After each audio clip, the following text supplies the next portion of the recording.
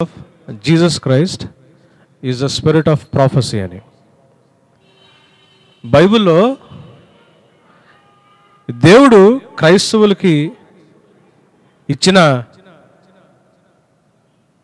Main instruction ఏంటి అంటే అబద్ధ ప్రవక్తలు అనేక మంది వస్తారు, మీరు ఎక్కడ మోసపోకుండా జీవించమని క్రిస్టియన్స్కి దేవుడు ఇచ్చిన వార్నింగ్. గమనించండి, బైబిల్ అంటే చర్చికి మీరు వస్తున్నప్పుడు అంటే దేవుడు నన్ను ఈ మాట చెప్పమన్నాడు కాబట్టి చెప్తున్నాను.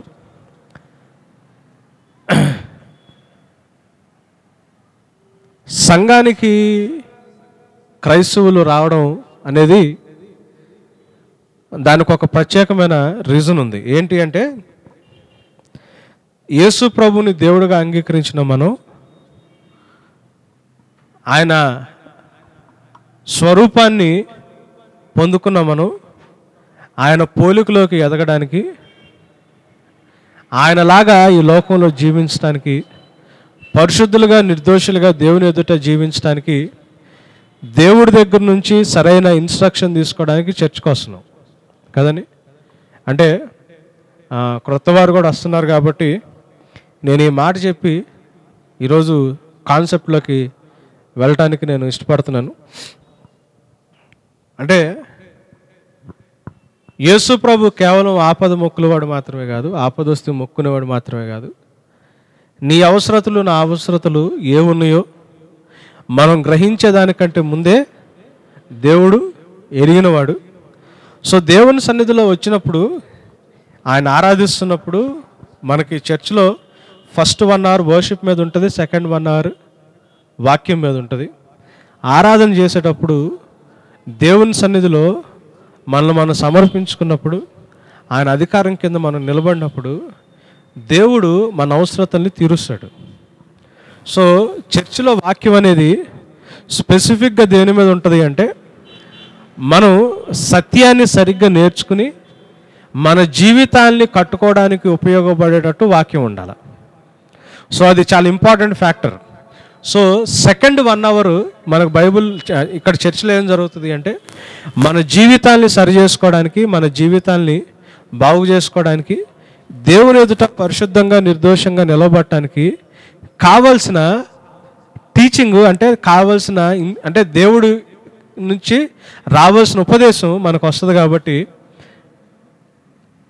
వర్షిప్ టైంలో మీరు పాల్పంచుకుని మీరు ఆరాధన చేస్తా మిమ్మల్ని మీరు దేవుడికి ఎప్పుడైతే సమర్పించుకుని మన అవసరతల గురించి మనం ప్రార్థన చేస్తామో మన అవసరతలు అక్కడ తీర్చబడతాయి.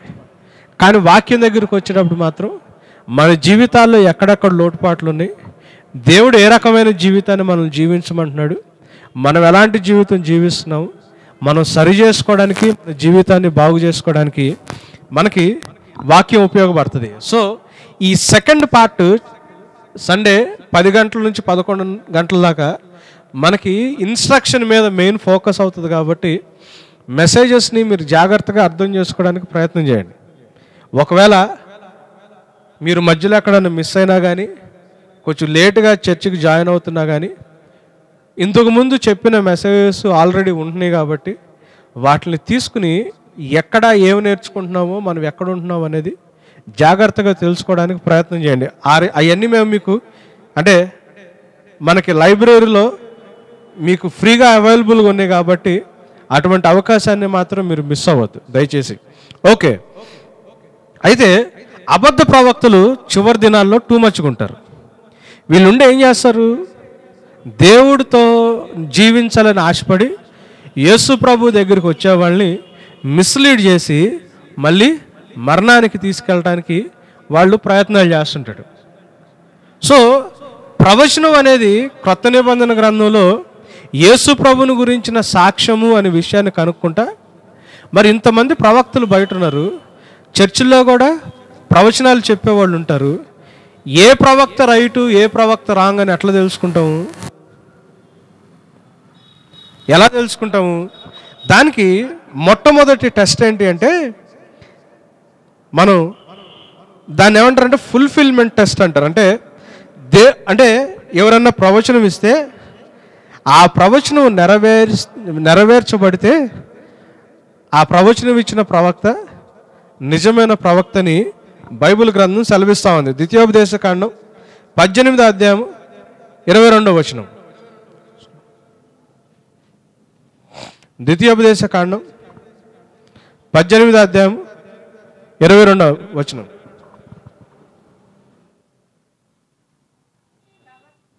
చదవండి.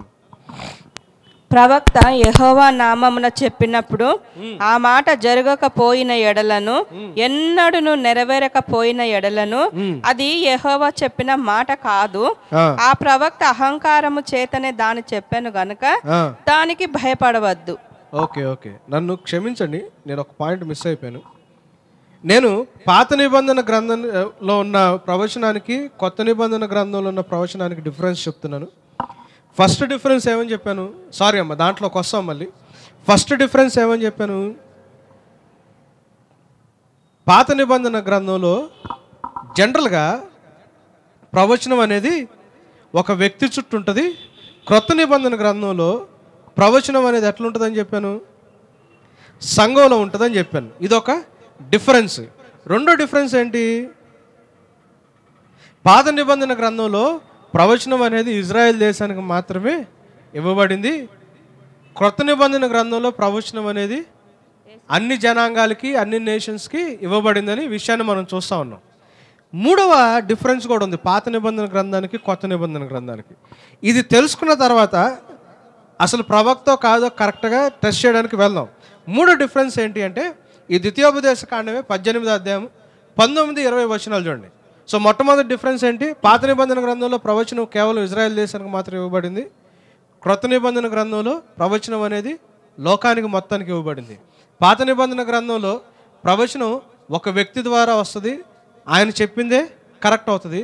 క్రొత్త నిబంధన గ్రంథంలో ప్రవచించే సంఘం ఉంటుంది, దీంట్లో చాలామంది ప్రవక్తలు ఉండటానికి కూడా ఛాన్స్ ఉంటుంది.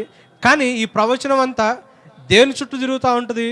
యేసు ప్రభుని గురించిన సాక్ష్యం కాబట్టి సువార్త చుట్టూ ఈ ప్రవచనం ఉంటుంది. థర్డ్ డిఫరెన్స్ ఏంటో చూడండి. ద్వితీయోపదేశ కాండం 18వ అధ్యాయం 19-20 వచనాలు. అతడు నా నామమున చెప్పు నా మాటలను వినని వానిని దాని గూర్చి విచారణ చేసేదను.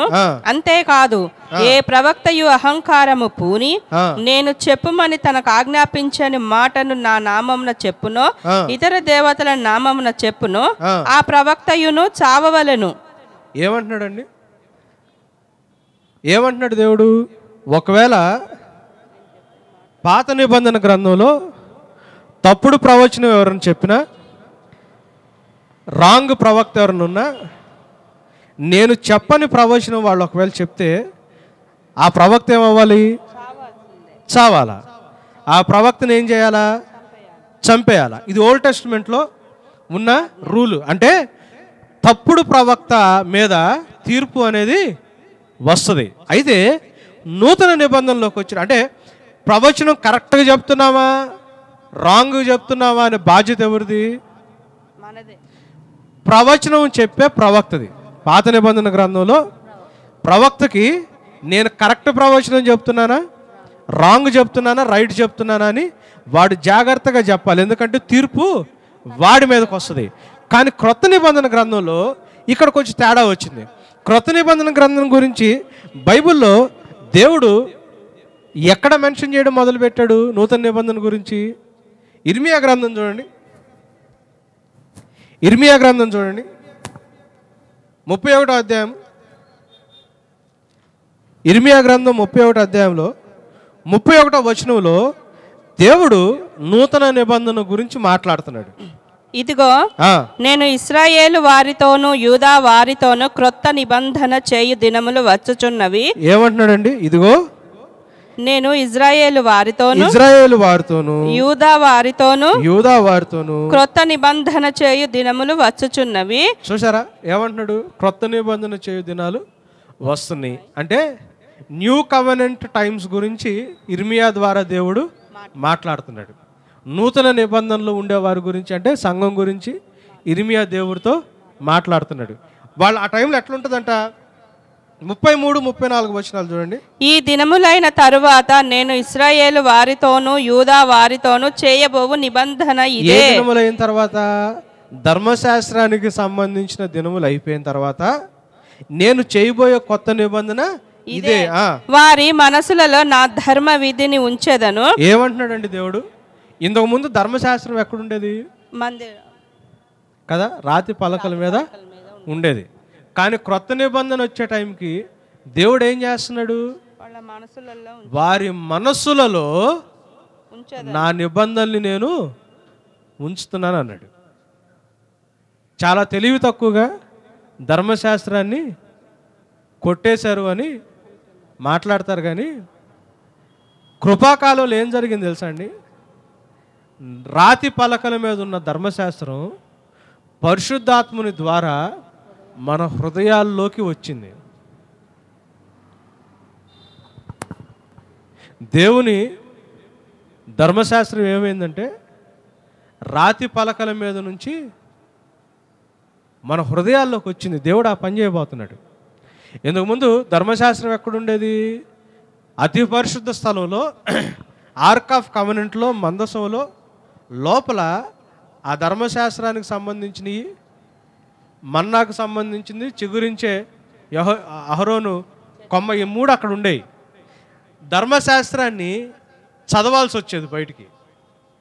కానీ నూతన నిబంధనలో, క్రొత్త నిబంధనలో దేవుడు ఏం చేస్తున్నాడంటే నేను ధర్మశాస్త్రాన్ని వాళ్ళ మనసుల్లో రాయబోతున్నాను అని చెప్పాడు. ఈ ఈ ఈ డిఫరెన్స్ చాలా జాగ్రత్తగా గమనించాలండి. ఈ డిఫరెన్స్ చాలా జాగ్రత్తగా గమనించాలి. ఎందుకు అంటే ధర్మశాస్త్రాన్ని యేసు ప్రభు నెరవేర్చడానికి వచ్చాడు, కానీ ధర్మశాస్త్రాన్ని యేసు ప్రభు కొట్టివేయడానికి రాలా. నేను మీకు ఈ డిఫరెన్స్ చెప్పాను. ధర్మశాస్త్రానికి సంబంధించిన విలువలు ఉన్నాయి, ధర్మశాస్త్రానికి సంబంధించిన క్రియలు ఉన్నాయి. ధర్మశాస్త్రానికి సంబంధించిన విలువలు ఇంకా హెచ్చించబడినాయి, ధర్మశాస్త్రానికి సంబంధించిన క్రియలు మాత్రమే దేవుడు తీసేశాడు. అంటే బలి అర్పించడం, ధర్మశాస్త్రానికి సంబంధించిన క్రియలు ఉంటే చూసారా, మనం చేసిన తప్పుకి చేయాల్సిన ప్రాయశ్చిత్తం, చేయాల్సిన క్రియలు తీసేశాడు, విలువలు మాత్రం దేవుడు ఎన్హాన్స్ చేశాడు. ఎందుకంటే మేము రీసెంట్గా ఒక మెసేజ్ ఉన్నాం. నేను చెప్పాలని ఇష్టపడలేదు, కానీ నేను వ్యక్తిగతంగా దూషించాలని నేను చెప్పడం కాదు, కానీ ధర్మశాస్త్రం గురించి మనుషులకున్న ఆలోచన అది. దావీదు మహారాజు అంట దివారాత్రులు ధర్మశాస్త్రాన్ని ధ్యానించేవాడు ధన్యుడని. పొద్దున్న చదివాడంట, సాయంత్రం చదివాడంట, పొద్దున్న చదివాడంట, సాయంత్రం చదివాడంట. ధర్మశాస్త్రం చదివి చదివి చదివి బెర్షెబాతో పాపం చేసి వాళ్ళ హస్బెండ్ని చంపేశాడంట.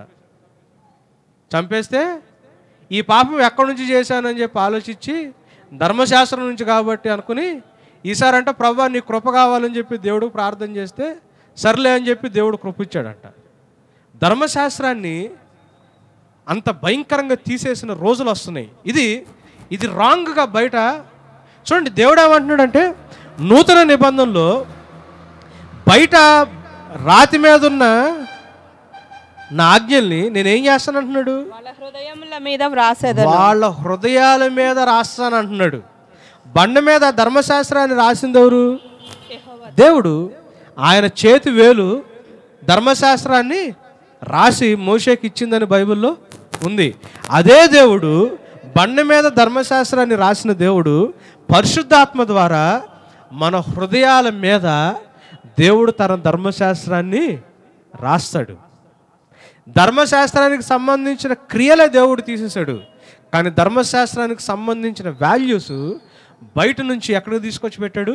నీ హృదయం లోపల దేవుడు తీసుకొచ్చి పెట్టాడు. ఈ డిఫరెన్స్ మనం జాగ్రత్తగా గమనించాలి. చదవండి, కంటిన్యూ చేయండి. నేను వారికి దేవుడనయ్యుందును, వారు నాకు జనులగుదురు. నేను వారికి దేవుణ్ణి, వాళ్ళు నాకు జనులు. వారు మరి ఎన్నడూను యెహోవాను గూర్చి బోధ నొందుదము అని తమ పొరుగు వారికి గాని తమ సహోదరులకు గాని ఉపదేశము చేయరు. చూడండి, నూతన నిబంధనలో దేవుడు యాక్చువల్గా మనుషులకు పెట్టిన గొప్ప ఫెసిలిటీ ఏంటంటే, పాత నిబంధనలో దేవుడికి సంబంధించిన మాటలు ప్రవక్తలకు కానీ ద్వారా కానీ రాజుల ద్వారా కానీ యాజకుల ద్వారా కానీ దేవుడు ప్రజలతో మాట్లాడేవాడు కదా. నూతన నిబంధనలో దేవుడు ఏం చేశాడు? దేవుడు గురించి మనకు ఎవరు బోధ చేయాల్సిన అవసరత లేకుండా దేవుడు చేశాడు. నూతన నిబంధన క్రైస్తవులకు ఉన్న ఫెసిలిటీ ఏంటి తెలుసా? మనం ఎవరి చేత టీచింగ్ తీసుకోవాల్సిన అవసరత లేదు. ఎందుకు? ప్రతి శరీరం మీద దేవుడు ఏం చేస్తానన్నాడు? ఆయన ఆత్మని కృపరిస్తానన్నాడు. ఆ సత్యస్వరూపమైన ఆత్మ వచ్చినప్పుడు ఏం చేస్తాడు? ఆయన సర్వసత్యములోకి నడిపిస్తాడు కదండి. అవునా కదా? దేవుడికి సంబంధించిన సమస్తమైన విషయాలు మనకు టీచ్ చేసేవాళ్ళు ఎవరు? Holy spirit lord. ఆ హోలీ స్పిరిట్ లార్డ్ ఎవరెవరి మీద ఉంటాడు? సర్వ శరీరం మీద ఉంటాడు. బైబిల్లో ఉంది ఈ విషయం. పాత నిబంధన గ్రంథంలో స్పెసిఫిక్గా ఎవరో ఒక ప్రాఫెట్ మీద హోలీ స్పిరిట్ లార్డ్ వచ్చేవాడు. ఆయన ద్వారా దేవుడు టీచింగ్ ఇచ్చేవాడు. కానీ క్రొత్త నిబంధనలో దేవుడు ప్రతి ఒక్కళ్ళలో ఆత్మని నింపుతానని వాగ్దానం చేశాడు. వాళ్ళ హృదయాల్లో ధర్మశాస్త్రాన్ని రాస్తానని వాగ్దానం చేశాడు. సో వాళ్ళ లోపల ఉన్న పరిశుద్ధాత్ముడు వాళ్ళ హృదయాల మీద ఉన్న ధర్మశాస్త్రాన్ని ప్రతి క్రైస్తవుడికి బోధించే ఫెసిలిటీ ప్రతి క్రిస్టియన్కి దేవుడు ఇచ్చాడు. క్రొత్త నిబంధనలో నాకు తెలియదు అని చెప్పే క్రిస్టియన్ ఎవడనుంటే వాడికి వాడే మోసం చేసుకుంటున్నాడు. కానీ దేవుడు చెప్పే, గమనించండి, నాకు తెలియదు అనే స్టేట్లో నిజంగా రక్షణ పొందిన ఏ క్రిస్టియన్ కూడా ఉండడు. ఎందుకు తెలుసా? ఇది దేవుడు చేసిన వాగ్దానం. నూతన నిబంధనలో ఏమంటున్నాడమ్మా ఆయన?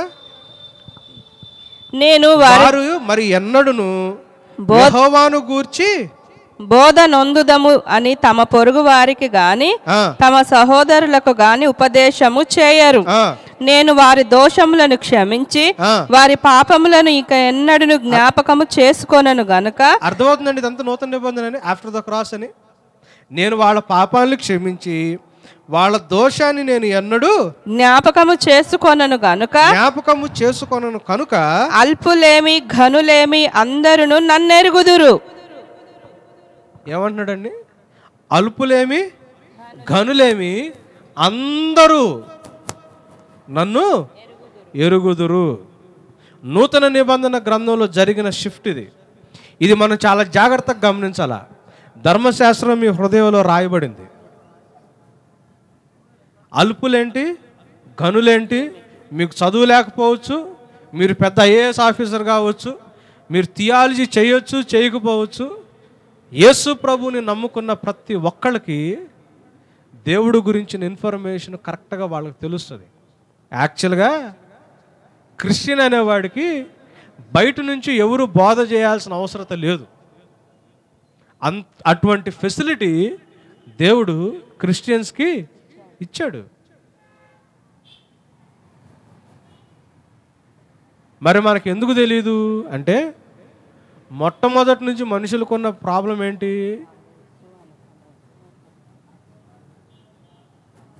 ఆయన దైవత్వమును, దివ్యశక్తి జగత్తు పునాది వేయబడక ముందు నుంచి ఆయన సృష్టించిన వాటిని చూసడం ద్వారా తేటపడుచున్నదని చెప్పి రోమన్స్ 1 చాప్టర్ 19th verseలో రాయబడి ఉంది కదా. దేవుడు క్రియేట్ చేసిన వాటిని ఆలోచించడం ద్వారా దేవుడి యొక్క క్యారెక్టర్ ఏంటో, దేవుడు ఏంటో మనుషులకి తెలుస్తుంది. మనుషులకున్న ప్రాబ్లం ఏంటంటే మనుషులు దేవుడి గురించి ఆలోచించరు. అది ప్రాబ్లము. ఎద్దు తన కామాందిని ఎరుగును, గాడిద తన సొంత దొడ్డు ఎరుగును, నా ప్రజలకు మైండ్ లేదు, వాళ్ళు ఆలోచించరు అన్నాడు దేవుడు కదా. నీతిమంతుడు లేడు, ఒక్కడు లేడు, గ్రహించువాడు లేడు, దేవుణ్ణి వెతుకువాడు లేడు అన్నాడు. సో మనం దేవుణ్ణి వెతకము, అంటే వి డోంట్ సీక్ గాడ్. దేవుణ్ణి వెతకము, దేవుడు చేసే కార్యాలు గ్రహించము, దేవుడు మనకేం చెప్తున్నాడో మనం వినము. కాబట్టి దేవుడు మనకు నేర్పించేది మనం నేర్చుకోము. అంతేగాని మనకు తెలియకో, మనకు చేతకాకో కాదు. మీరు ఆలోచించండి, 6th క్లాస్ డిస్కంటిన్యూ చేసిన ఏసన్న గారు లాంటి వాళ్ళు అంత థియలాజికల్గా సాంగ్స్ ఎట్లా రాస్తున్నాడు, రాయగలిగాడు? కారణం ఏంటి? అది ఏసన్న గారికి మాత్రమే ఉన్న గిఫ్టా? సత్యము ప్రతి ఒక్కడికి బోధించడానికి ధర్మశాస్త్రం వాళ్ళ హృదయాల్లో దేవుడు రాసి ఒక టీచర్ని, పరిశుద్ధాత్మ దేవుణ్ణి ప్రతి మనిషికి దేవుడు సంచకరువుగా ఇచ్చాడు. మనం నిజంగా సరైన హృదయంతో బైబిల్ పట్టుకుని కూర్చుంటే దేవుడు వ్యక్తిగతంగా మనకు బోధిస్తాడు. నీకు నాకు సపరేట్గా బోధ చేయాల్సిన అవసరత లేదు. కాబట్టే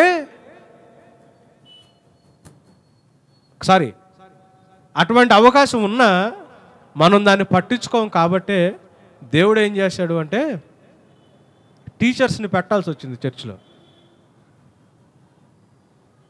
ఇది క్రొత్త నిబంధనలో దేవుడు చేస్తున్న వాగ్దానం. మీరు నిజంగా యేసుప్రభుని నమ్ముకుంటే, యేసుప్రభుడు రక్షకుడని మీరు అంగీకరిస్తే, మీరు రక్షణ పొందితే, మీరుగా బైబిల్ తీసుకుని కూర్చుని ప్రార్థన చేసుకుని బైబిల్ చదవటం మొదలు పెడితే, దేవుడు మీ లెవెల్లో మీకు ఎక్స్ప్లెయిన్ చేయడం దేవుడు మొదలు పెడతాడు. ఎవరు కూడా మీకు బోధ నాకు తెలియదు అని ఒకవేళ మీరు అనుకుంటే మనల్ని మనం భ్రమలో ఉంచుకుంటున్నామే, కానీ అది నిజం కాదు, అది అబద్ధం. ఎందుకు అయితే బైబిల్ అయినా అబద్ధం అవ్వాలా, లేదా మనమైనా అబద్ధం అవ్వాలా? ఇది సత్యం కాబట్టి ఇది అబద్ధం కాదు. కాబట్టి అబద్ధం ఎవరు చెబుతున్నట్టు? మనమే ఆసక్తితో దేవుణ్ణి వెతకం, అది ప్రాబ్లము. చూడండి, వారి దోషములను క్షమించి వారి పాపములను ఎన్నడూ జ్ఞాపకము చేసుకొను కనుక అల్పులేమి ఘనులేమి అందరూ నన్నెరుగుదురు. ఇదే యెహోవా వాక్కు. ఈ మాట చెప్పాడు. కాబట్టే 1 యోహాను 4వ అధ్యాయము మొదటి వచనంలో ఏమంటున్నాడు చూడండి. 1 John 4th chapter 1st verse. పాత నిబంధన గ్రంథంలో ప్రవచనం చెప్పే ప్రవక్త మీద బాధ్యత ఉంటుంది. వాడు ఒకవేళ రాంగ్ ప్రవచనం ఇస్తే వాడి మీద ఏం రావాలా? మరణం రావాలని దేవుడు చెప్పాడు. కానీ నూతన నిబంధనలోకి వచ్చేవాడికి నీకెవడు బోధ చేయాల్సిన పని లేదు. నీ హృదయంలో నేను ధర్మశాస్త్రాన్ని రాస్తున్నాను, పరిశుద్ధాత్మని నేను నీకు ఇస్తున్నానని చెప్పి యోహాను మొదటి పత్రిక 4వ అధ్యాయం మొదటి వచనం చూడండి. చిన్నపిల్లలారా, మీరు దేవుని సంబంధులు, మీలో ఉన్నవాడు లోకంలో ఉన్నవాని కంటే గొప్ప, మీరు వారిని జయించి ఉన్నారు. వారు లోక సంబంధులు గనుక లోక సంబంధ. 1 John 4th chapter 1st verse. ప్రియులారా, అనేకులైన అబద్ధ ప్రవక్తలు లోకంలోనికి బయలు వెళ్ళి ఉన్నారు కనుక ప్రతి ఆత్మను నమ్మక ఆయా ఆత్మలు దేవుని సంబంధమైనవో కావో పరీక్షించుడి. ఏమంటున్నాడండి? న్యూ టెస్టిమెంట్లో రెస్పాన్సిబిలిటీ ఎవరి మీద వేస్తున్నాడు? అబద్ధ ప్రవక్తను చంపమని పాత నిబంధన గ్రంథంలో దేవుడు చెప్పాడు. కానీ నూతన నిబంధనలో దేవుడు ఏమంటున్నాడు? అబద్ధ ప్రవక్తలు అనేక మంది వస్తున్నారు కాబట్టి ప్రతి ఆత్మని నమ్మక దాన్ని పరీక్షించాలా. ఎందుకు? ఎట్లా పరీక్షించగలవు? నాకెట్లా తెలుసు ప్రభు అంటే, నీకు తెలియకపోవడం ఏంటి? నీ హృదయంలో నేను నా ఆజ్ఞలు రాశాను, నీకెవడు బోధ చేయాల్సిన పని లేదు. హోలీ స్పిరిట్ లాడ్ని టీచ్ చేయడానికి నీ లోపల నేను ఉంచాను. సో ప్రతి ఆత్మని నువ్వేం చేయాలా? పరీక్షించుకోవాలా. పాత నిబంధన గ్రంథంలో తప్పుడు ప్రవచనం చెప్తే జడ్జిమెంట్ ప్రవక్త మీద పడుతుంది. క్రొత్త నిబంధన గ్రంథంలో తప్పుడు ప్రవచనాన్ని నమ్మితే జడ్జిమెంట్ సంఘం మీద పడుతుంది. పాత నిబంధన గ్రంథంలో బాధ్యత రెస్పాన్సిబిలిటీ ప్రవక్తది తప్పుడు ప్రవచనం చెబితే, క్రొత్త నిబంధన గ్రంథంలో బాధ్యత రెస్పాన్సిబిలిటీ సంఘాన్ని, ప్రవక్తది కాదు. సంఘాన్ని, ప్రవక్తది కాదు. పాత నిబంధన గ్రంథంలో రెస్పాన్సిబిలిటీ ఆయన ఎందుకు?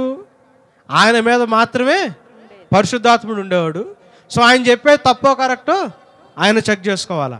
క్రొత్త నిబంధన గ్రంథంలో రెస్పాన్సిబిలిటీ మన మీద ఎందుకు ఉంది? మనలో ప్రతి ఒక్కళ్ళలో పరిశుద్ధాత్ముడు ఉంటాడు. మన ప్రతి ఒక్క హృదయంలో దేవుని యొక్క ధర్మశాస్త్రం రాయబడింది. కాబట్టి రెస్పాన్సిబిలిటీ ఎవరిది? అబద్ధ ప్రవక్తల్ని చూసి వీళ్ళు ఇట్లాంటి వాళ్ళు ఎట్లా, ఆయన్ని చూసి మనం ఆలోచించబాకండి. దాన్ని నమ్ముతున్న వాళ్ళు చూసి బాధపడండి. ఎందుకంటే ప్రతి ఆత్మని పరీక్షించాల్సిన బాధ్యత ఎవరిది? మందే. మనం పరీక్షించాలా. మనం పరీక్షించకపోతే ఒకవేళ తప్పుడు వాక్యం అని చెప్పి తప్పుడు మాట్లాడని చెబితే, ప్రభా నాకు తెలీదు, వాడు చెప్పాడు కదా అందుకని నేను విన్నాను, పెద్ద సేవకుడు అనుకున్నానని చెప్పి మీరు రేపు పొద్దున్న దేవుడి దగ్గరికి వెళ్ళి అకౌంట్ చెప్పాలని ట్రై చేస్తే దేవుడు రెస్పాన్సిబిలిటీ ఆయనది కాదు, బాధ్యత ఆయనది కాదు, నీది అంటాడు దేవుడు. తప్పుడు బోధలో పడకుండా ఉండాల్సిన బాధ్యత మీదే. ఇక్కడ చర్చకు వస్తున్నారు, వాక్యాన్ని వింటున్నారు, ఈ వాక్యం కరెక్టో కాదో బైబిల్లో వెతికి తెలుసుకోవాల్సిన బాధ్యత మీదే. తప్పుడు దారిలో వెళ్తున్నామా లేదా అనేది బాధ్యత ఎవరిది? మీదే. వాక్యానికి 1-2 సార్లు పరిశీలించుకుని కరెక్ట్ అయిన ఆత్మ ద్వారా వస్తుందా లేదా అని చెక్ చేసుకునే బాధ్యత ఎవరిది? మీదే. అంటే తప్పుడు వాక్యం చెప్పేవాడికి జడ్జిమెంట్ లేదంటే ఉంది, లేకుండా ఏం బాగాలేదు. కానీ తప్పిపోయిన వాళ్ళ మీద కూడా జడ్జిమెంట్ ఉంటుంది, ఇది గుర్తుపెట్టుకోవాలా. తప్పిపోయిన వాళ్ళ మీద కూడా జడ్జిమెంట్ ఉంటుంది, ఇది గుర్తుపెట్టుకోవాలా. పాత నిబంధనలో అబద్ధ ప్రవక్త మాత్రమే జడ్జిమెంట్కి గురయ్యేవాడు. క్రొత్త నిబంధనలో బాధ్యత ప్రతి ఒక్కళ్ళ మీద ఉంది. ఎందుకంటే మీకు దేవుడు గురించి తెలుసుకోవడానికి మీకుగానే దేవుడు ప్రతి ఒక్కళ్ళకి ఆ ఫెసిలిటీ, అవకాశం దేవుడు కల్పించాడు. అదే 1 యోహాను 2వ అధ్యాయంకి వెళ్ళండి. 1 యోహాను 2వ అధ్యాయంకి వెళ్ళండి.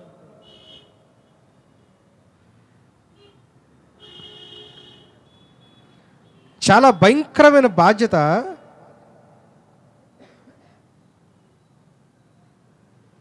మన మీద దేవుడు పెడతా ఉన్నాడు సంఘంగా.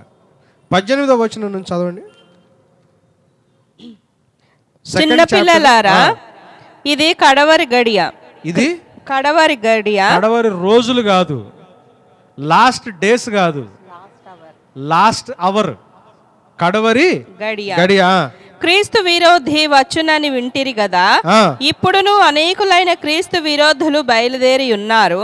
ఎప్పుడు అంటున్నాడు? ఇది 2000 years బ్యాకే చెప్పాడు. యాంటీ క్రైస్టులు చాలా మంది బయలుదేరారంట. ఇది కడవరి గడియ అని దీని చేత తెలుసుకొనుచున్నాము.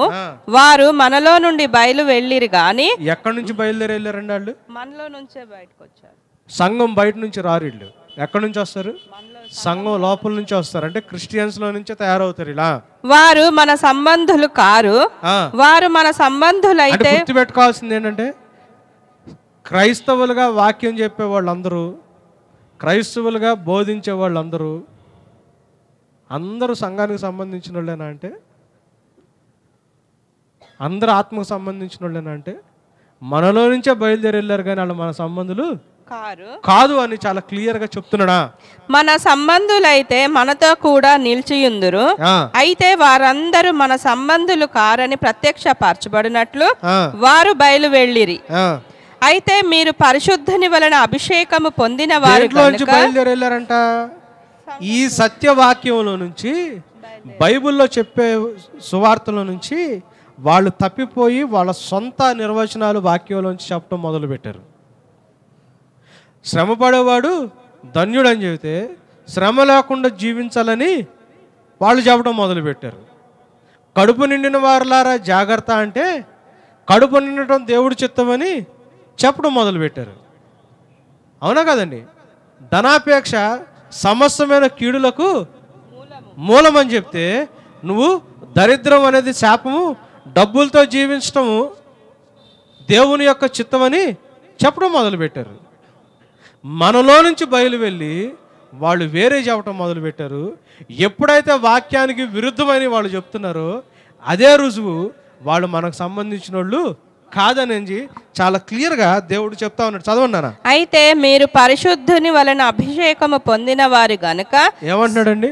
పరిశుద్ధుడు ఎవరు? యేసు ప్రభు. సో యేసు ప్రభు ద్వారా అభిషేకం పొందిన వారు కనుక సమస్తమును ఎరుగుదురు. అభిషేకం ఎందుకు? అభిషేకం ఎందుకు? అనాయింటింగ్ ఎందుకు? ఇంతకుముందు ఒకసారి మెసేజ్లో చెప్పా. అనాయింటింగ్ ఏం చేస్తుంది? అనాయింటింగ్ టీచ్ చేస్తుంది. అనాయింటింగ్ దేనికి? అభిషేకం దేనికి? బోధించడానికి. ఎందుకు? బైబిల్లో ఏముంటుందంటే అభిషేకం కాడి విరగొడుతుంది అని ఉంటుంది. ద అనాయింటింగ్ యోకుని బ్రేక్ చేస్తుంది.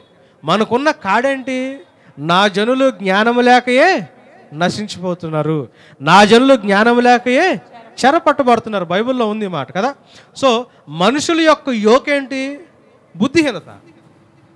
జ్ఞానం లేకపోవడమే మనం సైతాను చేత పడినా మనం నశించిపోతున్న దానికి కారణం ఏంటి?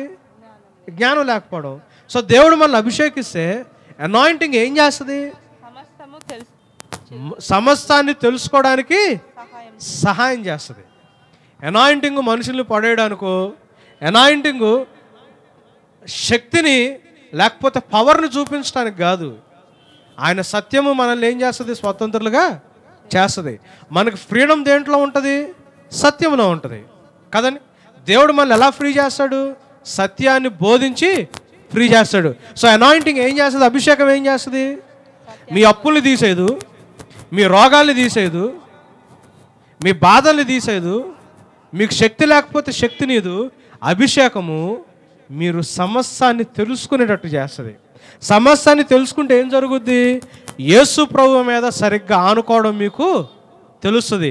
దేవుడి మీద విశ్వాసముతో ఆయన మీద ఎలా ఆనుకోవాలో మీకు తెలుస్తుంది.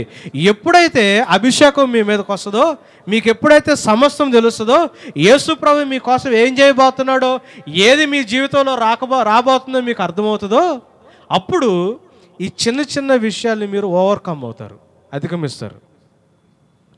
నేను ఇంతకుముందు చెప్పాను, మళ్ళీ ఎగ్జాంపుల్ చెప్తున్నా. ఒలింపిక్స్లో రన్నింగ్ రేస్లో మీరు ఫస్ట్ ఉన్నారనుకోండి, ఫైనల్స్ ఉన్న 10 మందిలో మీరు ముందున్నారు, గోల్డ్ మెడల్ వచ్చింది.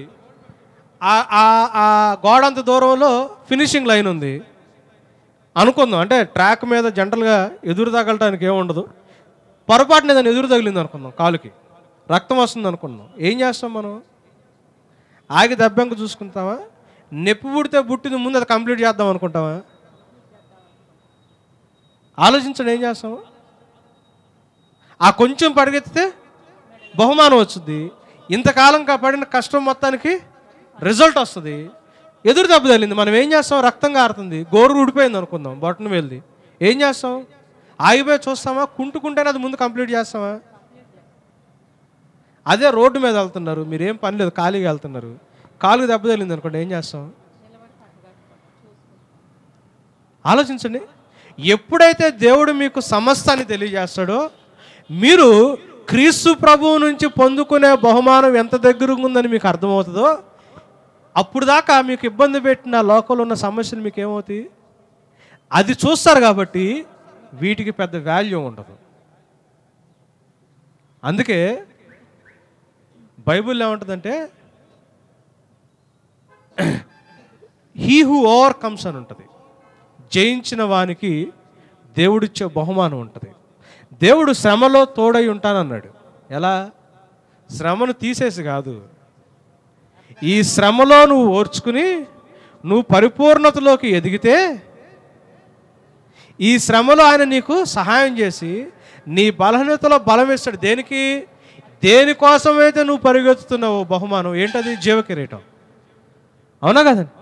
ఆ జీవ కిరీటాన్ని పొందుకోవడానికి, నీకొచ్చిన అడ్డంకులు నువ్వు అధిగమించడానికి దేవుడు శ్రమలో నీకు తోడై ఉండి, శ్రమలో సైతం పరిగెత్తి దాన్ని ఎలా చేరుకోవాలో నేర్పిస్తాడు. కానీ ఆ ఫినిషింగ్ లైన్ అక్కడ వదిలేసి ఇక్కడ కాలు కట్టి ఇక్కడ నుంచి హాస్పిటల్కి తీసుకెళ్ళి కాలుకి కట్టుకట్టి ఎవడన్నా ట్రై చేస్తున్నాడు అనుకోండి, మనం ఏం చేస్తాం? అరే ఊరుకోరా బాబు, నీకు ఇప్పుడు అవునా కదండి? మనకి ఎవడ నుంచి గబగబొచ్చి కాలుకి మందేయడానికి ట్రై చేస్తున్నాడు అనుకోండి, ఆ టైంలో మనం వాడిని మెచ్చుకుంటామో తిడతామా? ఇది చివరి గడియ. దేనికోసం సిద్ధపడుతున్నావు? జీవ కిరీటం దేవుడికి ఇస్తానని, నీ కలిగి ఉన్న దాన్ని ఎవడన్నా దొంగిలిస్తాడేమో జాగ్రత్తగా పట్టుకోమని యేసుప్రభు వార్నింగ్ ఇచ్చాడా? ఇచ్చాడు. మనం అక్కడ దానికోసం కదా పరిగెత్తేది. ఈ లోపల లైఫ్లో ఏమవుతాయి? మనల్ని ప్రేమించిన వాడిని బట్టి మేము అత్యధిక విజయాన్ని పొందుకుంటున్నామంటే వీఆర్ మోర్ దాన్ కాంకరర్స్. అంటే అర్థం ఏంటి? శ్రమ వచ్చింది, శ్రమ వచ్చినా కానీ మనం ఏం చేస్తున్నాము? ఓర్చుకుని మన ఎదుటున్న గమ్యాన్ని నెరవేర్చడానికి. మీరు గమనించండి, బైబిల్లో ఉన్న విశ్వాసుల వీరుల జీవితాలన్నీ ఇంతే ఉంటాయి. పౌలు జీవితంలో అడ్డంకి వచ్చింది, వచ్చి చెప్పాడు. అగాబస్ ఏమన్నాడు? బెల్ట్ తీసుకొని కాళ్ళు చేతులు కట్టేసుకుని, నువ్వు యెరూషలేముకి వెళ్తే నేను ఇట్లానే చేస్తారు, హింసిస్తారని చెప్తే అందరూ వద్దంటే ఈయన ఏం చేస్తున్నాడు? అరే నా కాలుకు మందేయడం కాదు, ముందు నా ప్రైజ్ ఉంది, నా బహుమానం ఉంది, నేను దానికోసం వెళ్తున్నాను, మీరు ఈ దెబ్బ కోసం చూస్తున్నారు. నాకు వచ్చే బహుమానం ముందు నాకున్న ఈ శ్రమ అదే పేతురు కూడా రాస్తాడు, మనం అవుతున్నామో మనకి ఇంకా తెలియదు కానీ అల్పకాల శ్రమలు, మనం ఎన్ని అల్పకాల శ్రమలు అంటారు. ఇది చిన్న శ్రమే దేని ముందు పోల్చుకుంటే. సో అభిషేకం ఏం చేస్తుంది అంటే నీ విజన్ క్లారిటీ ఇస్తుంది, నీకు క్లియర్ విజన్ ఇస్తుంది. ఆ క్లియర్ విజన్ బట్టి నీకేమవుతుంది, నీకున్న సమస్యలు పెద్ద సమస్యలు కాదని దాన్ని జయించడానికి నువ్వేం చేస్తావు. అందుకు అభిషేకం. అందుకు అప్పులు తీసేయడానికో కట్టు కడతానికి కాదు అభిషేకం. తగిలితే తగిలింది, నువ్వు దాన్ని చూడు దీన్ని చూడబాక అని చెప్పడానికి అభిషేకం. పరిగెత్తేవాడికి కాళ్ళు నొప్పులు వస్తాయి, పరిగెత్తేవాడికి ఇబ్బందులు వస్తాయి, కానీ ఇబ్బందులు వచ్చినంత మాత్రం నువ్వు ఆగిపోబాక నీ గమ్యాన్ని నువ్వు చూడు అని చెప్పడానికి అభిషేకం. అందుకే అభిషేకం సమస్తాన్ని తెలియజేస్తుంది. సో అభిషిక్తుడు వచ్చినప్పుడు ఎట్లా వచ్చాడు, కృపా సత్య సంపూర్ణుడై వచ్చాడు. యేసుప్రభు ఎవరు, అభిషిక్తుడు. ఆయన ఎలా వచ్చాడు ఈ లోకానికి, కృపతో పాటు సత్యాన్ని సంపూర్ణంగా తీసుకొచ్చాడు. సో అభిషిక్తుడు మనకి ఏం చేశాడు, ఇంతకుముందు మనకు తెలియని మనకి తెలియజేస్తున్నాడు. ఈ లోకం శాశ్వతం కాదు, ఈ లోకానికి సంబంధించిన దానికోసం కాదు మీరు ఆశపడాల్సింది, నీకోసం తండ్రి ఇంట్లో నివాస స్థలం ఉంది, నేను మీకోసం రెడీ చేస్తున్నాను, అక్కడికి తీసుకెళ్ళడానికి నేను ఇక్కడికి వచ్చానని చెప్పి తెలియజేసి అభిషేకించాడు. ఎందుకు, ఇక్కడున్న సమస్యల్లో కృంగిపోకుండా. అందుకే నా బాహ్య పురుషుడు అంతరించిపోతున్నా, పౌలు భక్తుడు ఉన్నాడు, నా అంతరంగ పురుషుడు, నా కాలుకు దెబ్బ తగిలిందేమో, ఎదురు దెబ్బ తగిలిందేమో, కానీ నాకు గోల్డ్ మెడల్ రాబోతుంది. క్షణకాలం ఉండే చులకనైన శ్రమ నాకు అంతకంతకు మహిమను. ఈడు కుంటుకుంటా కూడా వెళ్ళిపోయి గోల్డ్ మెడల్ కొట్టేశాడు అనుకోండి, జనాలు ఏమంటారండి, ఏమంటారు, క్షణకాలం ఉండే శ్రమ నాకు అంతకంతకు మహిమను తెచ్చిపెడుతుంది. మామూలుగా పరిగెత్తి వస్తే జనాలు మెచ్చుకుంటారు, కానీ దెబ్బ తగిలినా నేను పరిగెత్తుకుంటూ గోల్డ్ మెడల్ తెచ్చుకుంటే. ఒకసారి అనిల్ కుంబ్లే దెబ్బ తగిలితే మొత్తం కట్లు వేసుకుని అంటే మామూలు వికెట్లు పడినప్పుడు వేరు, వాడు సరిగ్గా ఫిట్గా లేకుండా మొత్తం బ్యాండేజ్ చేసుకుని తలకి క్రికెట్ ఆడి వికెట్లు తీసుకొచ్చినప్పుడు అంటే చాలా వేరుగా పోయారు కదండి. క్షణకాలం ఉండే చులకనైన శ్రమ నాకు అంతకంతకు మహిమను. ఈ శ్రమ ఎంత ఎక్కువైతే నాకు రేపు రాబోయే మహిమ అంత ఎక్కువ. అందుకే పౌలు ఏమన్నాడంటే, నన్ను చంపితే చంపారు, మీరు ఎందుకు బాధపడుతున్నారు, నేను బహుమానం కోసం పరిగెత్తుతున్నా, మీరు కేవలం నా కాలుకుండే దెబ్బ గురించి మాట్లాడుతున్నారు అన్నాడు. నీ జీవితంలో నా జీవితంలో ఉన్న శ్రమ పెద్ద శ్రమ కాదు. మనం దేనికోసం పరిగెత్తుతున్నామో, దేనికోసం క్రైస్తవులయ్యామో దాన్ని మనకి ఓపెన్ చేయడానికి దేవుడు అభిషేకం ఇస్తాడు. అభిషేకం అందుకే కానీ అప్పులు పక్కలు కొడతారు, అప్పులు తీసేయడానికో బాధలు వీటి కోసం కాదు అభిషేకం. ఏమంటాడు చూడండి అక్కడ, అభిషేకము ఆ పరిశుద్ధిని వల్ల అభిషేకము పొందిన వారు కనుక సమస్తమును ఎరుగుదురు. మీరు సత్యమెరుగని వారైనందున నేను వ్రాయలేదు గాని మీరు దానిని ఎరిగి ఉన్నందున ఏ అబద్ధమును సత్య సంబంధమైనది కాదని ఎరిగి ఉన్నందునను మీకు వ్రాయిచున్నాను. ఎందుకు రాస్తున్నాడు, మీకు సత్యం తెలియదు కాబట్టి రాయట్లేదు. ఎంత క్లియర్గా చూడండి, దీని అంతటికి ఒక చోటకి లాక్కొస్తున్నాడు. ఈ అంత ఎందుకు చెప్పుకుంటూ వస్తున్నాడు అంటే, కంటిన్యూ చేయడమా, యేసుక్రీస్తు కాడని చెప్పువాడు తప్ప ఎవడు అబద్ధికుడు. యేసు ప్రభు కేవలం ప్రవక్త అని చెప్పేవాడు కాదు, యేసు క్రీస్తు అని, అంటే అభిషేకించబడినవాడని, దేవుని కుమారుడా. తండ్రిని కుమారుని ఒప్పుకొనని వీడే క్రీస్తు విరోధి. కుమారుని ఒప్పుకొనని ప్రతి వాడును తండ్రిని అంగీకరించువాడు కాడు. కుమారుని ఒప్పుకొనివాడు తండ్రిని అంగీకరించువాడు. అయితే మీరు మొదటి నుండి దేనిని వింటిరో అది మీలో నిలువనీయుడి. ఏమంటున్నాడండి, ఎందుకు ఈ ఇన్స్ట్రక్షన్ ఇస్తాడు, మీరు మొదటి నుంచి దేన్ని విన్నారో దాన్ని మీలో నిలవనీయండి. ఎందుకంటే మొదటి నుంచి మనం విన్నదాన్ని మార్చడానికి అబద్ధ ప్రవక్తలు లోపలికి వచ్చారా. చదవండి అమ్మా. మీరు మొదటి నుండి వినినది మీలో నిలిచిన ఎడల మీరు కూడా కుమారుని అందును తండ్రి అందును నిలుతురు. ఒకవేళ ఉండకపోతే మిస్ అవుతాం, అంతేనా, దాని అర్థం అంతేగా. కంటిన్యూ చేయండి. నిత్య జీవము అనుగ్రహించుననున్నదియే ఆయన తానే మనకు చేసిన వాగ్దానము. చేసిన వాగ్దానం ఏంటి? నిత్య జీవాన్ని ఇస్తాను. అనునది అన్నాడా? అనునది ఏ అన్నాడా? అనునదియే. This is a promise that he hath promised us even eternal life అని ఉంది. ఏమి ఇస్తారని దేవుడు వాగ్దానం చేశాడు? నిత్య జీవము అనుగ్రహిస్తాను. తన అద్వితీయ కుమారునిగా పుట్టిన వాని ఎడల విశ్వసించేవాడు నశించక నిత్య జీవం పొందినట్లు. అదే కదా దేవుడు చేసిన వాగ్దానం. కంటిన్యూ చేయండి. మిమ్మును మోసపరచు వారిని బట్టి ఈ సంగతులు మీకు వ్రాసి ఉన్నాను. ఎందుకు రాస్తున్నాడు? మోసపరచు వాళ్ళని బట్టి. అయితే ఆయన వలన మీరు పొందిన అభిషేకము మీలో నిల్చుచున్నది కనుక, ఆయన వల్ల మీరు పొందిన అభిషేకము, మీ 26, 27 వచనాలు అండర్లైన్ చేసుకోండి. మీరు పొందిన అభిషేకం మీలో నిలుచుచున్నది కనుక ఎవడును మీకు బోధింపనక్కరలేదు. మళ్ళీ ఇర్మియా ఇక్కడ కనిపిస్తుందండి. మళ్ళీ ఇక్కడ కనిపిస్తుంది ఇర్మియాలో దేవుడు చెప్పిన మాట. అక్కడ అలా ఉంటది అని చెప్పాడు. నూతన నిబంధనలోకి వచ్చిన తర్వాత ఇలా ఉంది అని చెప్తున్నాడు. సేమ్ అదే మాట కదా ఇర్మియా చెప్పిన మాట. ఏమంటున్నాడు చూడండి, ఆయన వల్ల మీరు పొందిన అభిషేకం మీలో నిలిచి ఉన్నది కనుక ఎవడునూ మీకు బోధింపనక్కర్లేదు. ఆయన ఇచ్చిన అభిషేకము సత్యమే గాని అబద్ధము కాదు. అది అన్నిటిని గూర్చి, దేని గురించి? మీ అన్నింటిని గూర్చి. దాన్ని కూడా అండర్లైన్ చేసుకోండి స్పెసిఫిక్. దేని గురించి నేర్పిస్తుంది అభిషేకం? అన్నిటిని గూర్చి మీకు బోధించుచున్న ప్రకారము గాను, ఆయన మీకు బోధించిన ప్రకారము గాను ఆయనలో మీరు నిల్చుచున్నారు. ఇది బైబిల్ చెప్తున్న సత్యం. అభిషేకము మనకు అన్ని విషయాల్ని బోధిస్తుందంట. అన్ని విషయాల్ని బోధిస్తుందంట. సో యేసు ప్రభుని రక్షకుడుగా అంగీకరించి రక్షణలోకి వచ్చిన ప్రతి వాడికి వాడి లోపలే, వాడి హృదయం లోపలే ఒక బైబిల్ కాలేజ్ ఉంటుంది. అక్కడ దేవుని ధర్మశాస్త్రం అనే టెక్స్ట్ బుక్ ఉంటుంది. హోలీ స్పిరిట్ లార్డ్ అని ఒక టీచర్ ఉంటాడు.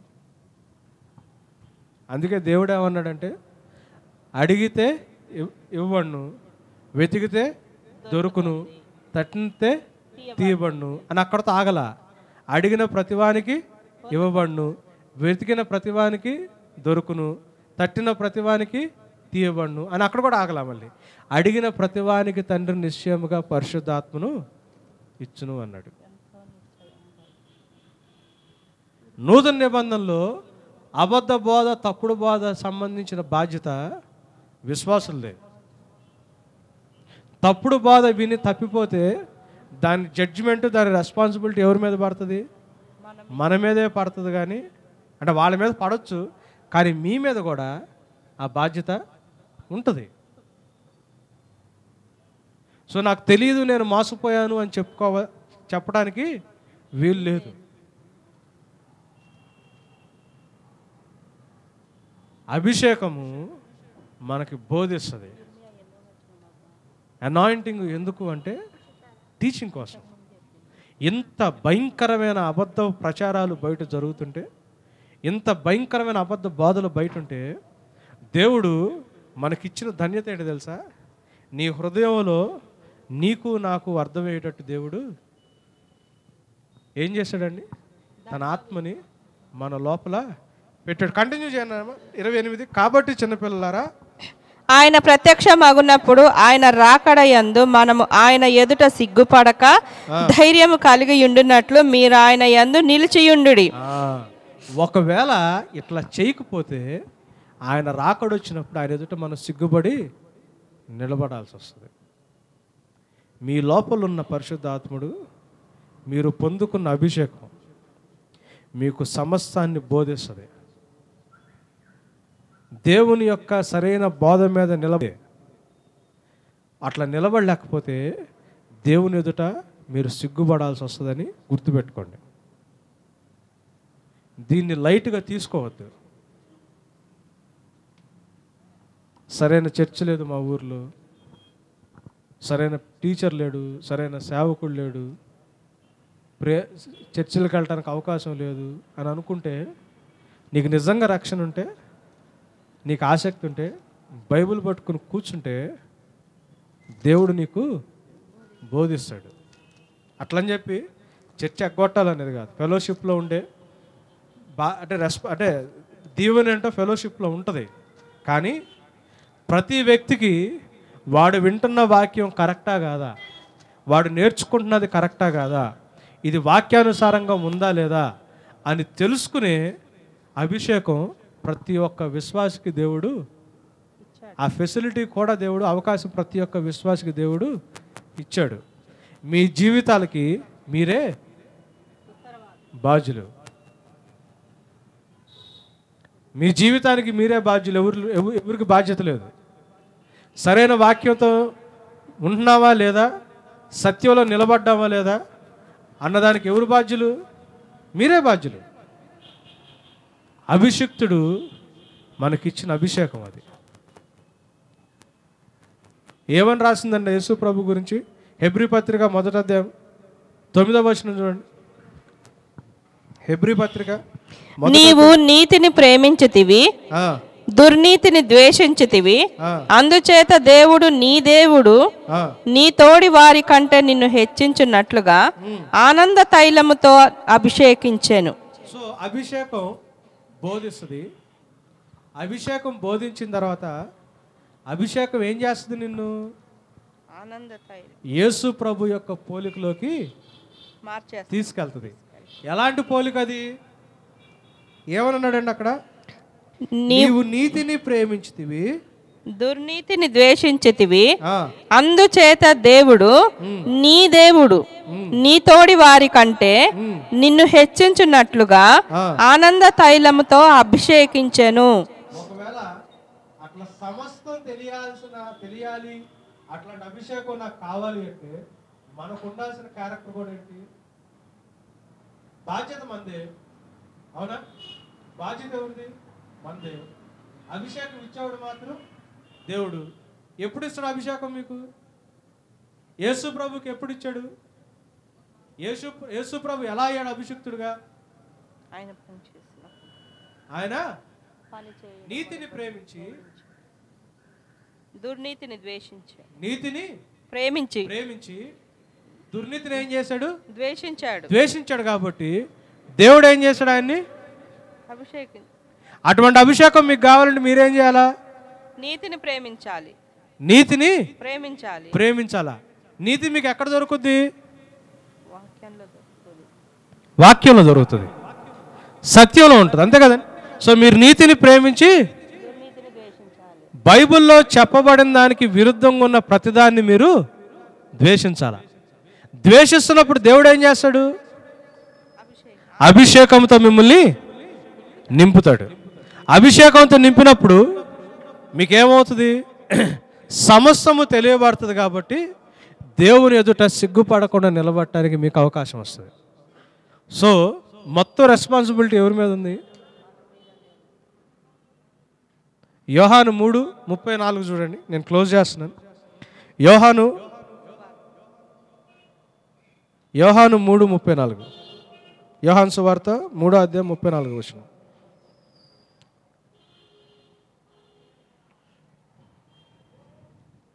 దేవుడు సత్యవంతుడను మాటకు ముద్ర వేసి ఉన్నాడు. దేవుడు సత్యవంతుడు అను మాటకు ముద్ర వేసి ఉన్నాడు. ఏలయనగా దేవుడు తాను పంపిన వానికి కొలత లేకుండా ఆత్మ అనుగ్రహించును కనుక ఆయన దేవుని మాటలే పలుకును.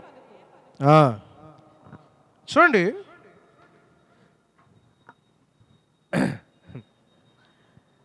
యేసు ప్రభుకి ఉన్న క్యారెక్టర్ నీతిని ప్రేమించి దుర్నీతిని ద్వేషిస్తున్నాడు.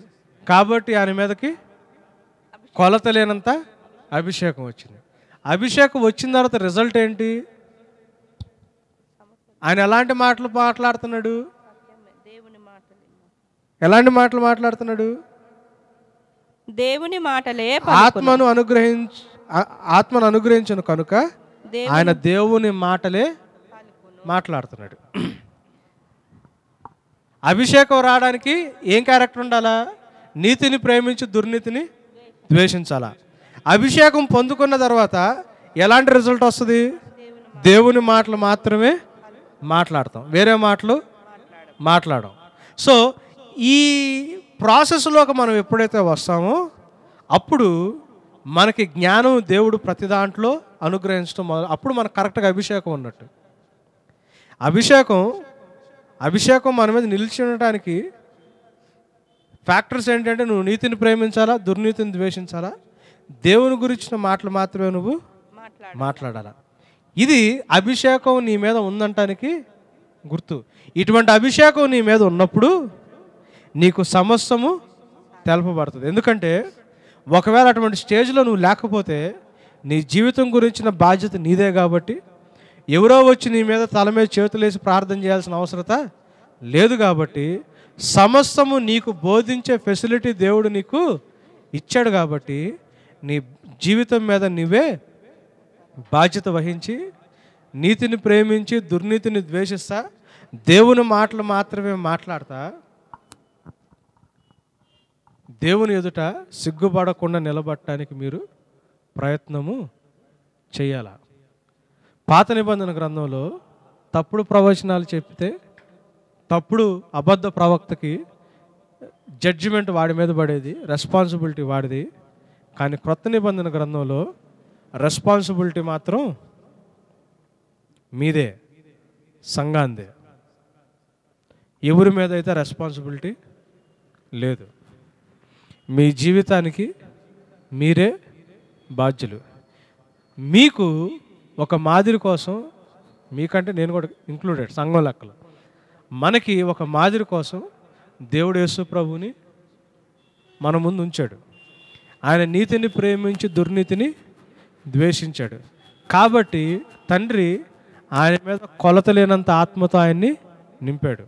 మీకు అనాయింటింగ్ కావాలా, పట్టలేనంత అనాయింటింగ్ కావాలా, నిజమైన అభిషేకం కావాలా, మీటింగ్లు ఎమ్మడి పరిగెత్తాల్సిన పని లేదు, జనాలు ఎమ్మడి పరిగెత్తాల్సిన పని లేదు, ఎవరితోనూ చేతులు వేయించుకుని ప్రార్థన చేయాల్సిన పని లేదు.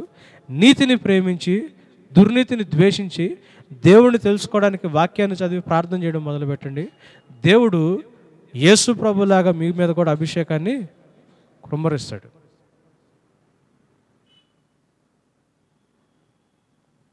క్రొత్త నిబంధనలో దేవుడు ఎంత మంచి అవకాశం ఇచ్చాడు చూడండి. ఎవరి మీద మనం డిపెండ్ అవ్వాల్సిన పని లేదు. అది ఎంత మంచి అవకాశమో అంత గొప్ప రెస్పాన్సిబిలిటీ కూడా. ఎందుకంటే అవకాశం ఉండి కూడా మనం దాన్ని ఉపయోగించుకోకపోతే రేపు పొద్దున తీర్పు మన మీదే పడుతుంది. The judgment will squarely fall upon your lifes. అది మాత్రం గుర్తుపెట్టుకోండి. కళ్ళు మూసుకుందామండి. బల్లారాధనలోకి వెళ్ళిపోతున్నాం.